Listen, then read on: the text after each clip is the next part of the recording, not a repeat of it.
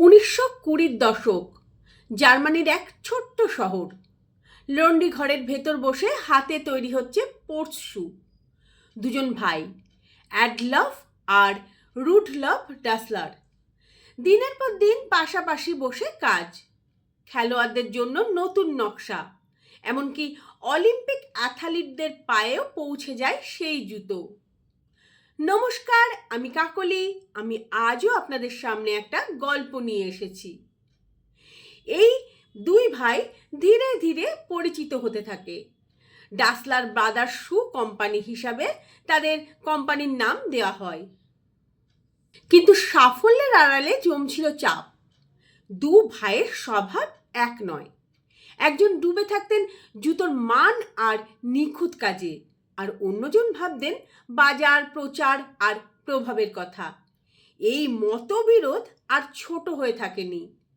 1948 সালে এসে সবকিছু ভেঙে যায়।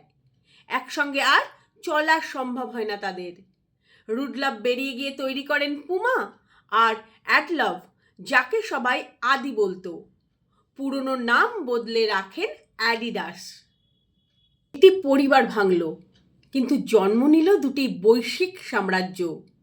সবচেয়ে আশ্চর্যের বিষয়, আলাদা হওয়ার পর দুটি ব্র্যান্ডই আগের চেয়ে দ্রুত বেড়েছে। একসঙ্গে থাকার সময় যতটা এগিয়েছিল, বিচ্ছেদের পর এগিয়েছে তারও বেশি। কারণ তখন সবাই নিজের শক্তির জায়গায় মন দিতে পেরেছিল। রুডলফ ছিলেন জন্মগত বিপণনবিদ, আর আদি নিখুঁত কারিগর। কেউ আর কারোর মতন হয়ে উঠতে বাধ্য ছিলেন না।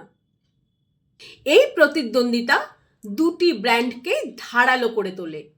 অ্যাডিডাস হয়ে ওঠে পারফরম্যান্স আর বিশ্বাসযোগ্যতার প্রতীক। পুমা পরিচিত হয় স্টাইল, গতি আর সাহসী ভাবনার জন্য। দুজনের আলাদা ফোকাস থেকে তৈরি হয় বিশ্বের দুটি সেরা ব্র্যান্ড। এই গল্পের গভীরে একটা বড় সত্য লুকিয়ে আছে। ব্যবসা থেমে যায় তখনই যখন ভেতরের দ্বন্দ্ব থামে না। ভুল সঙ্গী, ভিন্ন লক্ষ্য, বিপরীত কৌশল, সব মিলিয়ে গতি হারিয়ে ফেলে ব্র্যান্ড। প্রত্যেক মানুষ আলাদা, সবার শক্তির জায়গাও আলাদা। একজন আরেকজনকে বদলাতে না গিয়ে যদি নিজের শক্তিতে চলতে দেওয়া হয়, তাহলেই তৈরি হয় সত্যিকারের সাফল্য। অ্যাডিডাস আর পুমার গল্পটাই তার সব থেকে বড় উদাহরণ। কখনো কখনো আলাদা হয় সবচেয়ে বড় এগিয়ে যাওয়া। কেমন লাগলো আজকের গল্প? ভালো লাগলে লাইক, শেয়ার আর কমেন্ট করবেন। ভালো থাকবেন সবাই।